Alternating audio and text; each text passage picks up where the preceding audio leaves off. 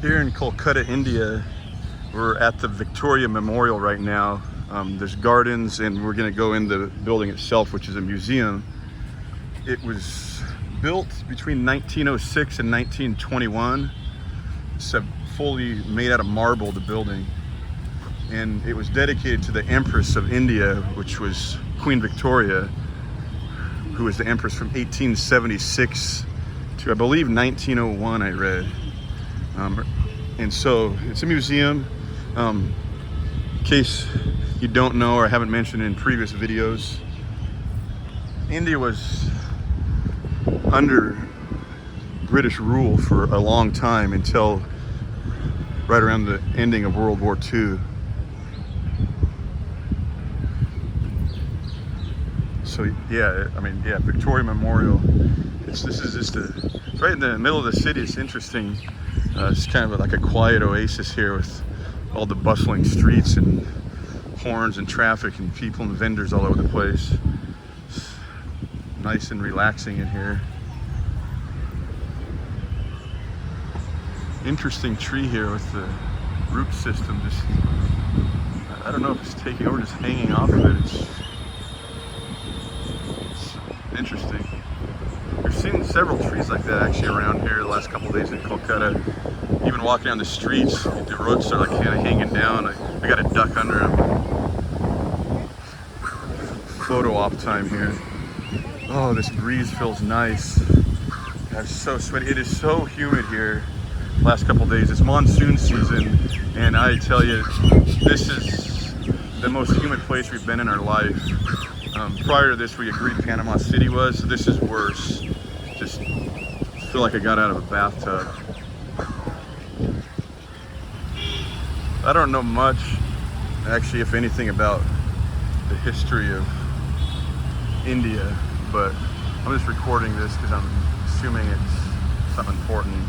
George Frederick Samuel Robinson. He was the governor of India from 1880 to 1884.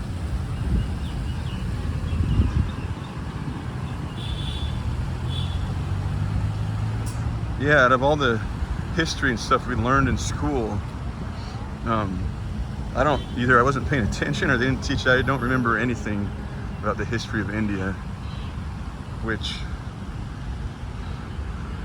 is a pretty violent history during the English partition, when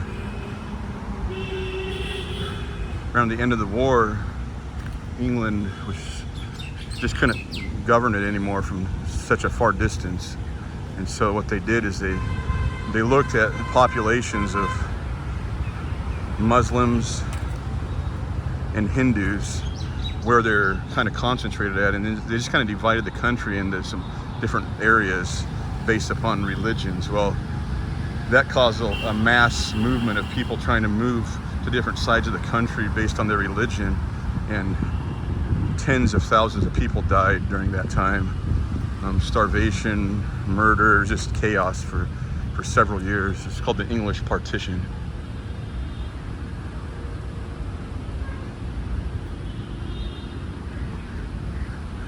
And when it was done too, there was battles that went on for years. They had what was mainland India, and then they had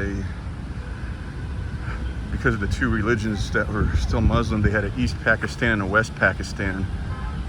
And then as years went on, East Pakistan was able to free itself with the help of India, and became part of India, which is this West Bengal region where Kolkata's at, and Bangladesh separated from that. And what was West Pakistan is now known just as Pakistan. That might be about the extent of what I've read up on about the history. I will say too, in where we're at here in the Kolkata, in the West Bengal portion of India, far east, the primary language is Bengali, and then some people speak Hindi as a second language, and very rarely do we find people that speak English here.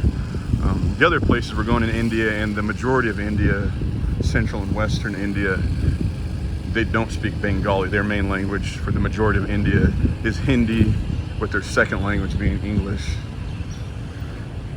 So point is we move to Varanasi and then to Delhi on our trip, we'll probably come across more people that speak English.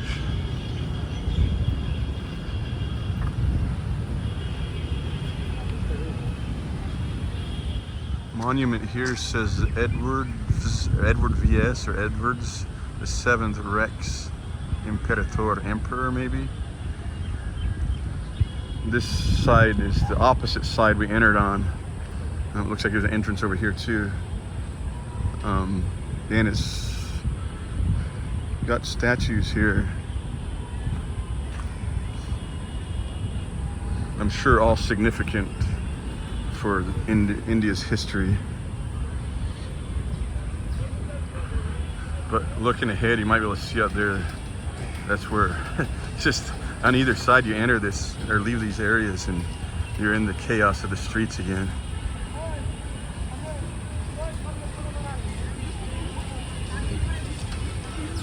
To enter the park area, it's 20 rupees per person, which is about a quarter US, 25 cents. To enter the museum and the garden, they do like a bundle price and they charge more for foreign nationals. It's 500. We had to pay 500 rupees to do both per person. It's about 6 1/4, probably $25 total.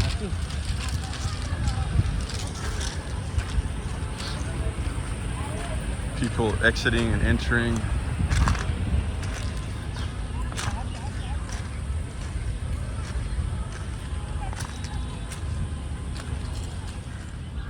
They've got some other flowers here. Style of kind of like a rhododendron. That's not what they are, but it looks like something similar. The way that big tower in the background over there is one of the identifiers for us to be able to find where a hotel's at. It's right near the base of that.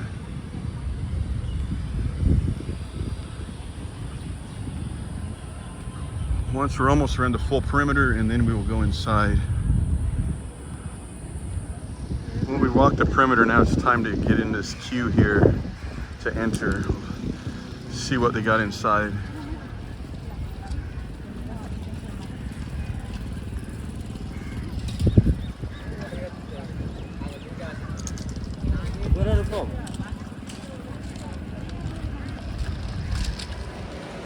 We just entered here.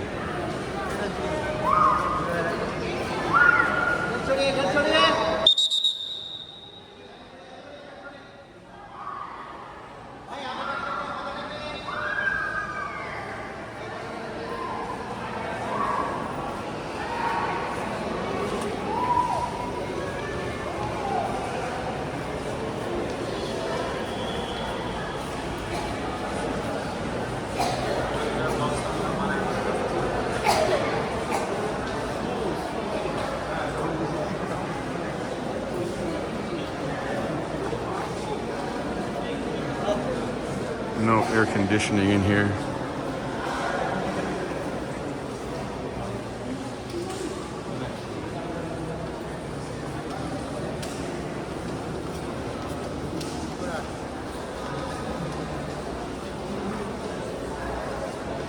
It's a huge painting. Wow. I think everybody gets the point in here. Typical museum with the history of India.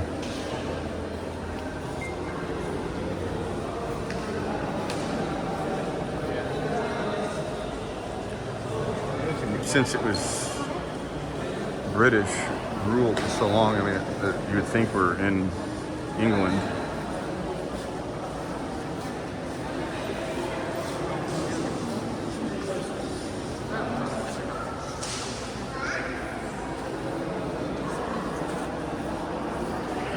Rosewood piano. King Louis XVI in 1785.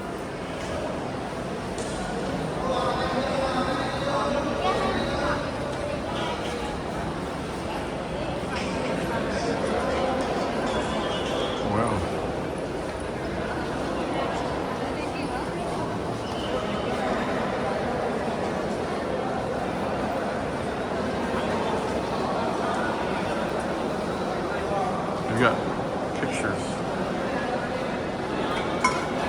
up there. Let's see if I can zoom in on some. All the way around up there.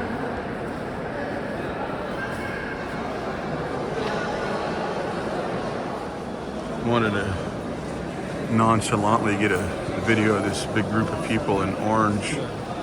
They're all barefoot.